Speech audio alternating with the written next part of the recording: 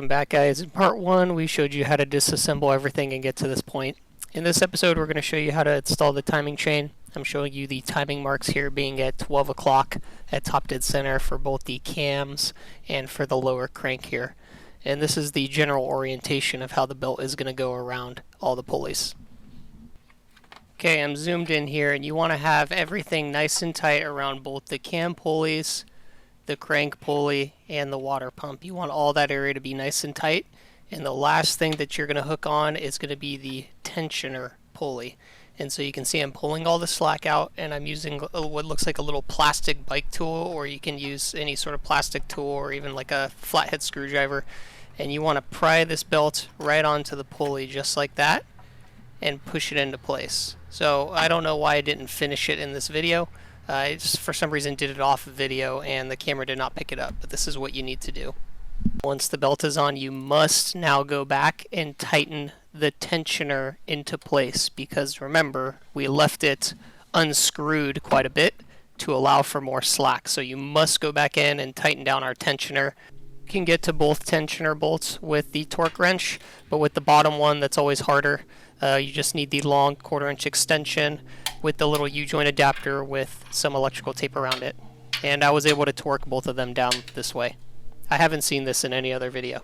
Okay, once the belt is installed, we're going to take the old crank bolt, thread it back in, and we're going to turn the motor over clockwise. You want to turn the crank bolt 2 full rotations, and that'll get the cams to go 1 full rotation. Once we do exactly 2 turns, our cam timing marks should be right at top dead center at 12 o'clock position, and our crank timing mark should be right at 12 o'clock top dead center straight up position as well at the same time. I have 3 pictures here for my Toyota service manual. You can see in this picture before the belt's installed a clear indicator of the timing marks being in the 12 o'clock position for both cam gears. Picture 2 here has an emphasis on the crank pulley, and the timing marks here again are at the 12 o'clock positions. You can see the arrow and the dot lining up at 12 o'clock. This should line up exactly with picture 1, and we'll show you that in the next slide. Okay, picture 3 with the belt on, you can see both of our cam pulley timing marks are at the 12 o'clock position, and our crank pulley mark is also at the 12 o'clock position. After turning the motor over twice, if your pulleys and timing marks look like this, that means your motor is in time.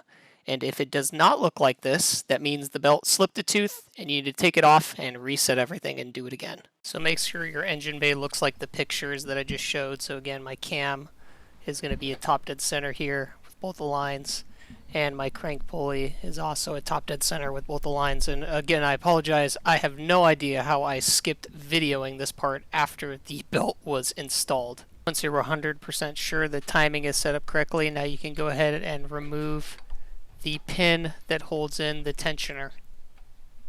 Mine was in there so tight I used a little pry bar because I couldn't pull it out by hand. So the timing belt guide with the cup side facing outward, like shown here. And look at that, the only still frame from my video that shows the timing belt completely installed without stuff covering it. So I just want to show you guys this is what it looks like. Next, we're reinstalling the lower timing cover, and we're going to torque those 4 bolts to 80 inch-pounds.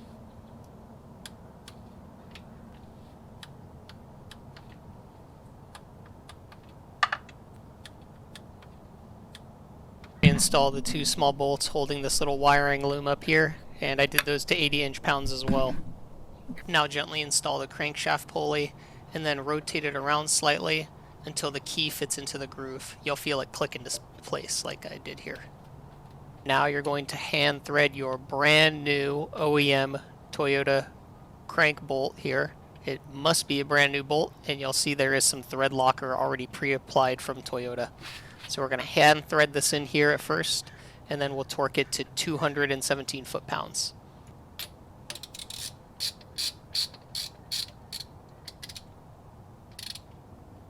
You can see we've got our crank pulley tool set up on the pulley with a 1/2 inch breaker bar resting against the frame. And what we're going to do is we're going to tighten the nut down to 217 foot-pounds with the torque wrench. Work slowly and smoothly here until you reach your torque value. Alright, she's torqued up. Let's move on to the next step. And before buttoning everything back up, I'm just triple checking that my timing marks are all aligned. My crank is lined up, and both of my cams appear to still be lined up. So this is a good sign. Now install the fan bracket back on the motor. And make sure the wiring for the cam position sensor here fits into that small little groove that I'm highlighting with my finger. There's a groove back there right above the metal housing. Make sure it's fitting into that groove so it doesn't get pinched when you put the upper timing cover back on. I couldn't find a torque value for these bolts, but they are really long and it's not a huge pitch thread, so just tighten them down and snug them up, but don't force on these things too much. You don't want to bust these out into the block. Next, we're going to install that power steering pump bracket and adjuster back into place, which bolts up right up next to that fan bracket we just installed.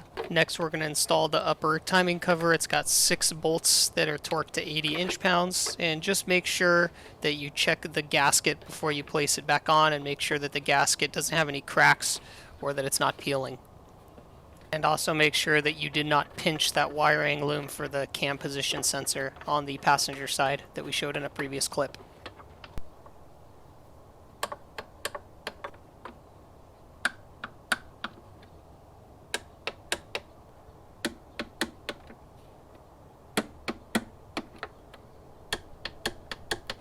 Now we're going to clip the cam position sensor wiring harness back into the upper timing cover.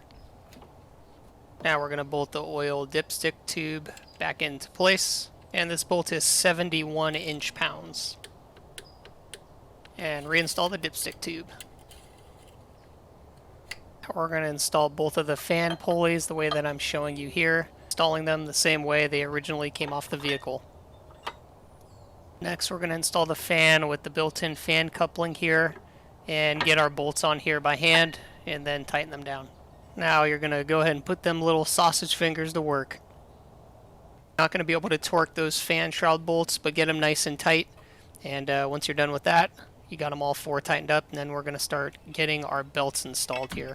The first belt you're going to install is the belt that goes around the alternator. So this belt goes around the innermost crank pulley, the innermost fan pulley, and the alternator. So those 3 areas. Now we'll go ahead and tighten up the adjuster nut on the alternator, and once the belt is nice and tight with belt deviation of plus or minus about a ½ an inch. Once you've obtained that, you can go ahead and lock down the lock nut. Next, we're going to install the AC compressor belt. That belt will go in the middle groove of the crank pulley. It will then wrap around the outside of the AC tensioner wheel and the actual AC clutch pulley itself. Because of the AC pulley's dish crown design, it's really hard to get this belt on this way. So what I suggest is you have it set up like I do here, and then just go ahead and turn the motor over a couple of cranks by hand with the crank bolt, and this belt will line up exactly how it needs to. Otherwise, you're just going to fight it. This belt is too small, and it's brand new, and it is not going to be pliable enough. Once that's on, we need to tighten this tensioner pulley with this little bolt here, and so we're going to tighten it up until our belt has, give or take, about a ½ inch of movement up or down under tension.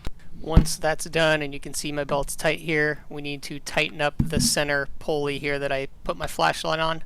That little nut there will lock the adjuster in place. Last but not least, we'll get the power steering pump belt on. It goes around the power steering pump, the last outer notch on the fan shroud area, and the last ribbed area on the crank pulley. You can see I'm turning the engine over to get the belt to sit on that last part of the pulley because it was hard to install by hand. Now we need to tension the power steering pump pulley. We'll use the tensioner that we saw on the side of the block on the passenger side. And once we got the appropriate tension, then you're going to tighten the 2 bolts on the power steering pump itself. One's behind the cogwheel, one's to the side of the cogwheel. Torque those lock nuts to 32 foot-pounds. Now we can install the radiator back into the car. Lower it in slowly as to not hit the AC condenser or the fan, otherwise you will damage the fins on the radiator. And lower it in onto the hooks. Install the 4 radiator mounting bolts and torque them to 8.7 inch-pounds. That's 8.7 inch-pounds, not a lot at all. Now reinstall your transmission inlet and transmission outlet lines back onto the cooler underneath the radiator, and put the clamps back on as well. Here you can see I've pre-installed the clamps off video and everything is snugged up nice. And make sure that our petcock is turned all the way in. Next, you want to guide the upper fan shroud into place. Be gentle here. Again, you don't want to damage the fins on the radiator. Install the lower radiator hose on the thermostat housing here. You can see the yellow mark goes towards the engine, and the white mark will go towards the lower radiator. Now install the clamp over the thermostat housing so that you don't have a leak. Now do the same on the radiator side. Now install the upper radiator hose onto the engine here, with again the yellow side on the motor and the white side facing the radiator. Guide that upper radiator hose on slowly, working it back and forth until it's seated all the way back. It might take some time with the new hoses, but that's okay. Install both the upper radiator hose clamps as shown here. Okay, next we're going to fill the radiator with Toyota specific OEM coolant. This vehicle calls for 9 liters or 9.5 US quarts with the rear heater, and 8 liters or 8.5 US quarts without the rear heater.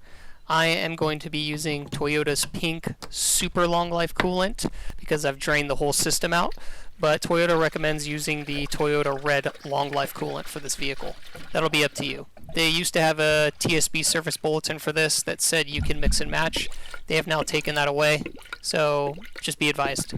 Alright, last step, man. You're done with this job. Say your prayers, you did everything right.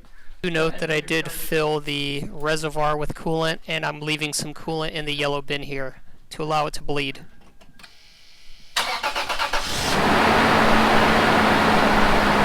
Alright, so now the big thing is you want to listen for any noises. Once that fan shuts off, you need to listen for any sort of grinding, rubbing, loose power steering pump, alternator, AC, belts, etc. We're kind of just eyeballing the motor, taking a look. I'm looking for leaks. I'm looking for anything that can cause a problem. My belts look good. My pulleys are not wobbling. Everything looks straight. My fan looks good. It's running because it just started. My coolant hoses don't look to be leaking right now. I'm filling some coolant in there. Lower hose is also working. I don't notice any sort of oil leaks. AC pump looks good. It's not moving around. Pulley looks good. We'll go down below. Now watch out, we got moving parts here, guys. Okay, harmonic balancer looks good. I'm listening for any noises. So far, so good. So quick key point I forgot to mention, make sure your spark plug wires are clipped to the top of the timing cover, that you install the intake vacuum tube back onto the intake, and the little clip that holds the transmission cooler line. Okay, next, you guys are going to want to make sure that your heater's on high so that you can run that new coolant through the heater core to flush that out. So you're going to continue to fill this. You already filled this, and you're just going to monitor things for a little bit and make sure everything's looking good.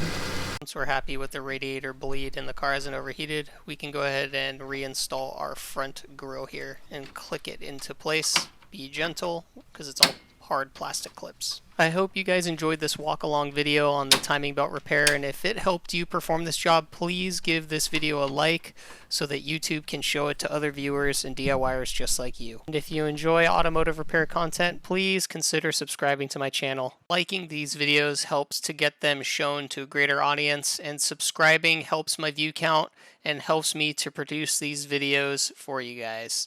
So I hope it was educational and helped you out today. Thanks for watching. We'll see ya on the next repair.